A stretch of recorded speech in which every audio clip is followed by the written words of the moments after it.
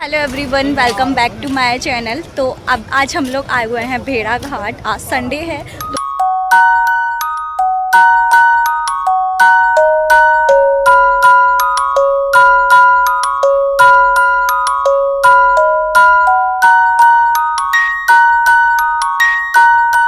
तो guys police वालों ने ना यहाँ पर चेकिंग लगा दी और सभी गाड़ियों को रोकर 200 रुपये या फिर और भी जिनसे जो भी बन रहा है सबसे पैसे मांग रहे हैं। हम लोगों ने तो 100 रुपये दिया है और हम लोग निकल चुके हैं यहाँ से।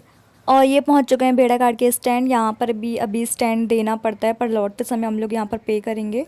सो गाइस फाइनली हम लोग आ चुके हैं भेड़ाघाट, जबलपुर के सबसे प्रसिद्ध और आइकॉनिक जगह पर।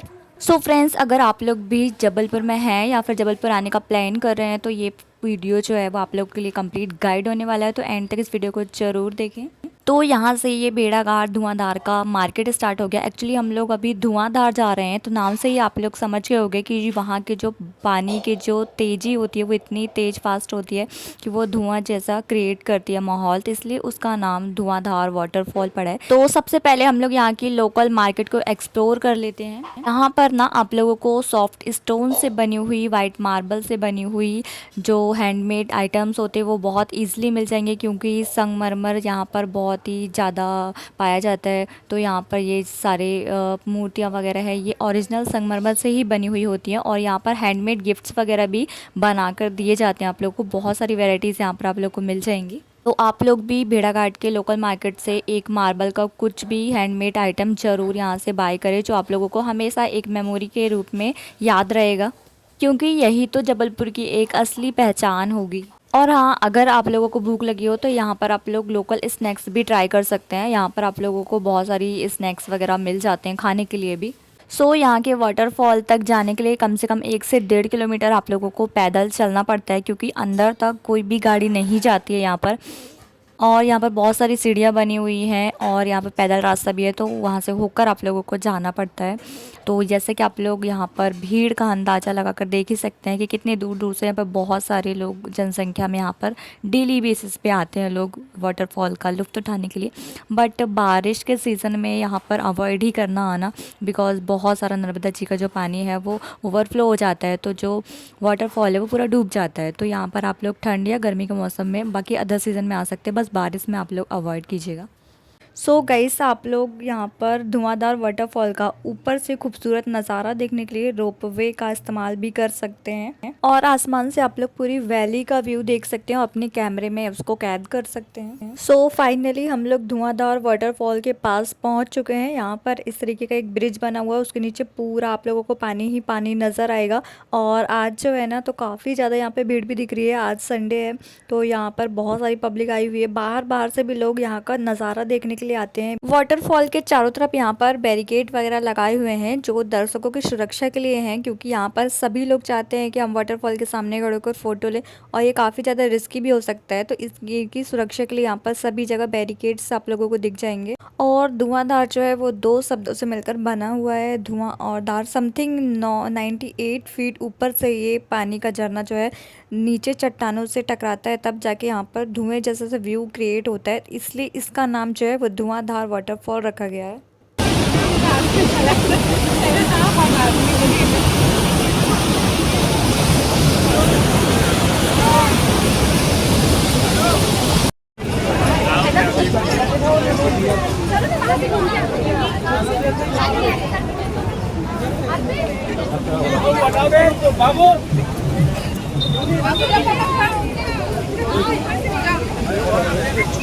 और इस पानी गिरने की आवाज़ इतनी तेज़ होती है ना कि दूर तक इसकी गड़गड़ाहट सुनाई देती है हमको। और आप लोग देख ही सकते हैं, बिल्कुल इसको दूध धारा भी हम लोग कहते हैं, क्योंकि यहाँ पर बिल्कुल वाइट कलर का ऐसे दूध जैसा ऐसा बहता हुआ पानी दिखता है। और शरद पूर्णिमा के दिन रात में यहाँ का व्यू और भी खूबसूरत दिखाई देता है, क्योंकि पूर्णिमा की चांदनी जो इन संगमरमर के पत्थरों पर पड़ती है, तो यहाँ का जो व्यू है और भी खूबसूरत दिखाई देता है। बट यहाँ पर साथ में आना अलाउ नहीं होता है, बहुत सुनसान हो जाते हैं यहाँ के रास्ते जो हैं। सुरक्षा के लिए यहाँ पर इस तरीके की नीचे भी ऐसे जालियाँ लगी हुई हैं और नीचे आप लोगों को चट्टानें और बहता हुआ पानी दिख जाएगा। अब यहाँ पर हम लोग नेक्स्ट जगह पर आए हुए हैं फ़ोटोशूट के लिए, क्योंकि सारी जगह जो है भरी हुई है तो हमें कहीं भी कोई भी स्पॉट नहीं मिल पा रहा है पिक्स लेने के लिए। तो अब हम लोग यहाँ से जाते हैं, क्योंकि भेड़ाघाट तो बहुत बड़ा है। यहाँ पर सिर्फ हमारा वाटरफॉल था। अब हम लोग आगे की ओर जा रहे हैं चलते चलते, जहाँ पर आप लोग स्नान वगैरह भी कर सकते हैं। अब जैसे जैसे हम लोग वाटरफॉल से आगे की तरफ बढ़ेंगे ना, तो यहाँ पर और भी आप लोगों को खूबसूरत से नज़ारे देखने के लिए मिलेंगे और बहुत सारे यहाँ पर सेल्फी पॉइंट्स आप लोगों को मिल जाएंगे। यहाँ पर आपको को खाने के लिए भी कुछ चीज़ें मिल जाती हैं। यही धुआंधार के सामने ही आप लोगों को एक दो रेस्टोरेंट्स वगैरह मिल जाएंगे, बट यहाँ पे काफ़ी बहुत ज़्यादा तो नहीं बोल सकते, बट एक्सपेंसिव मिलता है। अब हम लोग झरने के थोड़ा सा आगे की तरफ आ चुके हैं। यहाँ पर आप लोग देख सकते हैं कितना शांत सा पानी है और व्यू भी यहाँ का बहुत प्यारा सा लग रहा है। अब हम लोग एक स्पॉट ढूंढेंगे जहाँ पर हम लोग पानी में पैर डालकर बैठ सके आराम से और ढेर सारी सेल्फीज वगैरह ले सकें। और अगर आप लोग यहाँ आकर नहाना चाहते हैं तो आप लोग थोड़ा सा आगे आएंगे तो यहाँ पर काफ़ी सारे आप लोगों को स्पॉट्स मिल जाएंगे। यहाँ काफ़ी सारे लोग आप लोग को दिख भी जाएंगे जो स्नान कर रहे हैं अभी आगे। अभी यहाँ का पानी जितना शांत और साफ दिख रहा है ना, बारिश के टाइम पे अगर आप लोग आएंगे तो ये सारा जो है भेड़ाघाट पूरा डूब चुका रहता है और यहाँ का क्योंकि पूरा पानी ओवरफ्लो हो जाता है। तो बारिश के दिनों में तो यहाँ पर बिल्कुल भी आने लायक नहीं है। बाकी आप ठंडी गर्मी और किसी भी मौसम पे यहाँ पर आ सकते हैं। और धुआंधार के आसपास ही और भी स्पॉट्स है जहाँ पर आप भेड़ाघाट अगर आते हैं तो घूम सकते हैं, जैसे कि 64 योगिनी मंदिर हो गया एंड पंचवटी हो गया, जहाँ पर आप लोग नौका विहार कर सकते हैं। बट मैं अभी वहाँ पर अभी नहीं जाऊँगी, अपन सिर्फ भेड़ाघाट के लिए धुआंधार के लिए ही आए हुए हैं। बट अगर आप लोग जबलपुर कभी आने का प्लान बनता है तो आप लोग भेड़ाघाट के साथ साथ और भी एक जगह एक्सप्लोर कर सकते हैं। एंड भेड़ाघाट तो आप डेफिनेटली आएंगे ही। उधर अच्छा है, पता है? चल चलो उधर कैसे जाएंगे लेकिन? इस पत्थर से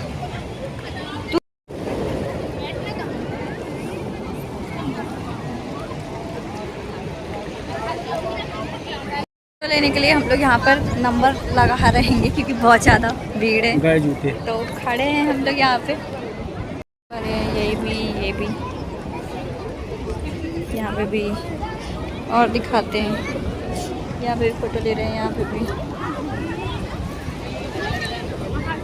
अब यहाँ पर काफ़ी ज़्यादा टाइम हो गया हम लोगों को और बहुत ज़्यादा धूप भी है, तो अब हम लोग यहाँ से वापस जा रहे हैं अपने घर की तरफ। तो यहाँ पर वापस से हम लोगों को मार्केट मिलेगा जिसमें आप लोगों को बहुत बहुत डिफरेंट टाइप के आर्ट्स मिल जाएंगे, जिसमें कि संगमरमर की मूर्तियाँ हो गई और संगमरमर के बहुत सारे गिफ्टेड आइटम्स हो जाएंगे और कैप्स वगैरह हो गया, बैग हो गया और हैंडमेड आइटम्स हो गए। काफ़ी सारे यहाँ पर बहुत सारी चीज़ें आप लोगों को मिल जाएंगी मार्केट में सभी प्रकार की। बट अगर आप लोगों को कुछ ऐसी चीज़ लेनी जो हमेशा याद रहे आप लोगों को, तो संगमरमर की कोई भी चीज़ यहाँ से आप लोग लेकर जा सकते हैं। वो आप लोगों को हमेशा मेमोरी के तौर पर रहेगी यहाँ पर, क्योंकि मार्बल रॉक के नाम से ही इसको जाना जाता है भेड़ाघाट को। अभी हम लोग यहाँ से बाहर आ गए। अब गए थे, मतलब आज संडे भी था तो बहुत ज़्यादा भीड़ थी, तो हम लोग ने ना ही फ़ोटो ले पाए, ना ही इंजॉय कर पाए, नहीं कुछ। हमारा टाइम वेस्ट ही निकला, बट क्या करें, आ गए।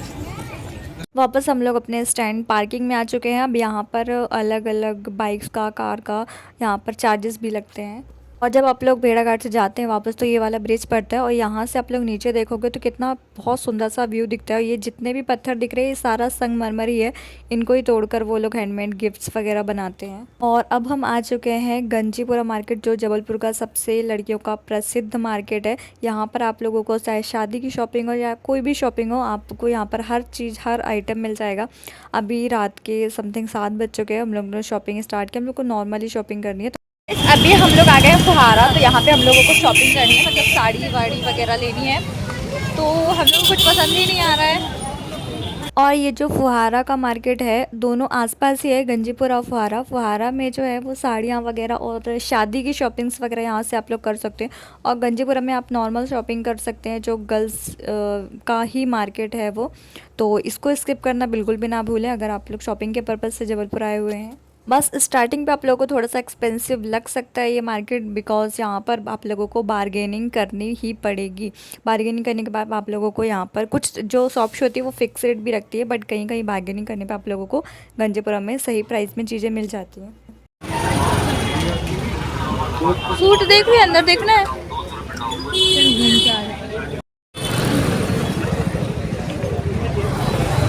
अभी हम लोग गंजीपुरा पहुँच चुके हैं और अभी तक हम लोग शाम के लगभग 7 बज चुके हैं और अभी भी हमको कुछ भी पसंद नहीं आया है। मैंने अभी पिछले संडे को भी आई हुई थी मार्केट, तो ऐसा ही हुआ था, 12 बजे आई थी और शाम के 7 बजे तक मुझे कुछ भी पसंद नहीं आया था। और वही अभी भी हम लोग भटक रहे हैं, अभी कुछ भी हम लोगों ने खाया भी नहीं है।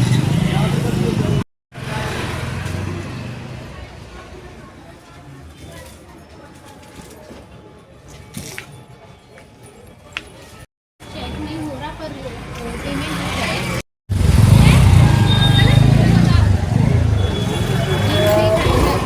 क्या जींस आगे मिलेंगे?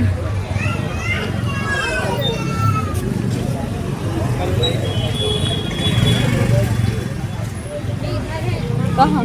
अब बज चुके हैं रात के 8:30। अब हम लोग फाइनली अब हम लोगों को साड़ी पसंद आई, तो हम लोगों ने साड़ी ली है।